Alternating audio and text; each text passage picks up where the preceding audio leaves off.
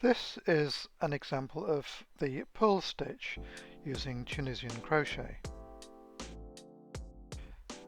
It closely resembles the purl stitch in knitting, and one of the features of the Tunisian crochet purl stitch is that it doesn't curl, and that is a distinct advantage if you're making a garment like a scarf, for example.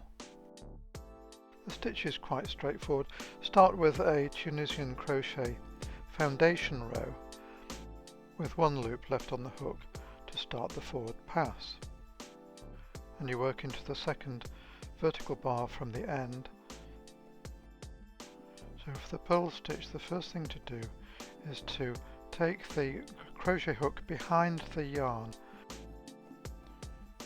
move the yarn forward with the crochet hook, push the crochet hook through the vertical bar, circle the hook anti-clockwise around the yarn, then grab the yarn and pull the yarn through the second loop, drawing up a loop on the hook, so you'll then have two loops on the hook.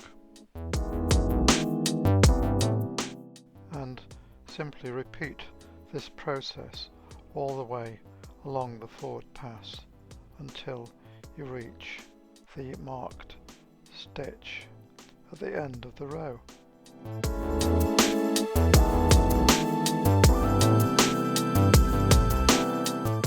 And you can see that the way the yarn is being moved with this stitch is creating bumps at the bottom of each vertical bar. That is the characteristic feature of the purl stitch. So the purl stitch looks a little bit complicated, but with a bit of practice it is quite easy. It is certainly a very useful stitch to be able to do, because the purl stitch may be used on its own, or it can be used in combination with other stitches such as the knit stitch to create all sorts of different stitches.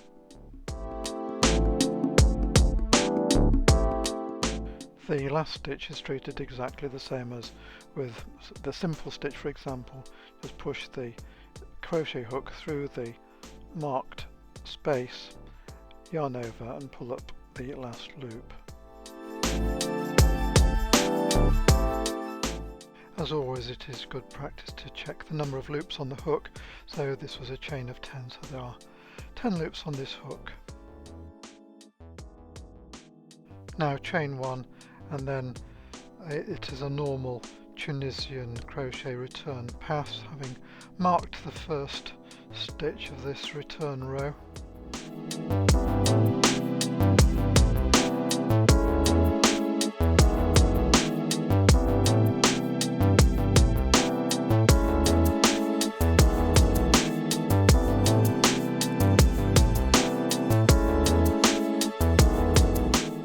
And this and all subsequent forward passes for the purl stitch are exactly the same as with the first forward pass, with purl stitches all the way along the row until you reach the marked stitch at the end.